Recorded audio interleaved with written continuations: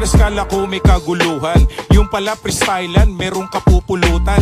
Kaso di lang aral at hindi lang po pangaral. Ang gusto ko sa namin ay para ka nag-aaral. Yung tipong may beat, tapos may mic, may camera, tapos nun aalisin mo sa lente yung mga bara.